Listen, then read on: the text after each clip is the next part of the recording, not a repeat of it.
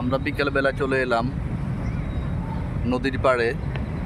কম্বোডিয়ার পুনেম পে সিটির যে নদী সবাই আকর্ষণীয়, সেই নদীর পাড়ে চলে এলাম।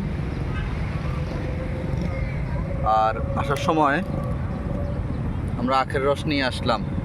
এই আখের রসটা পড়েছে বাংলাদেশি টাকায় এভারেজ 100 টাকা পর্যন্ত পড়েছে, 100 টাকার মতো পড়েছে।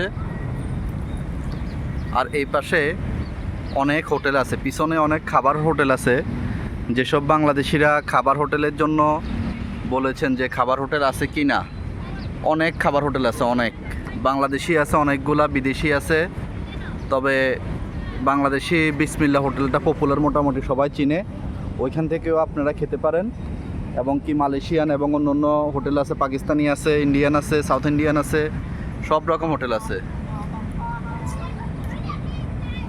তো এই হচ্ছে অবস্থা। আর কম্বোডিয়াতে যারা আসবেন অবশ্যই ডলার নিয়ে আসলে বেস্ট হয়, অথবা যদি কারো মাস্টার কার্ড থাকে, ভিসা কার্ড থাকে, এখান থেকে সুন্দর মতো টাকা উঠায় ওদের কারেন্সিতে আপনি চাইলে খরচ করতে পারবেন। একটা কথা মনে রাখবেন, $1 সমান হচ্ছে 4000 রিয়েল। 4000 রিয়েলটা হচ্ছে ওদের দেশের কারেন্সি। আর $1 তো ইন্টারন্যাশনাল ডলার নিয়ে আসবেন। আর বাংলাদেশি টাকা এখানে চলে না, সো ডলার অথবা রিয়েল এই দুইটাই চলবে। ধন্যবাদ।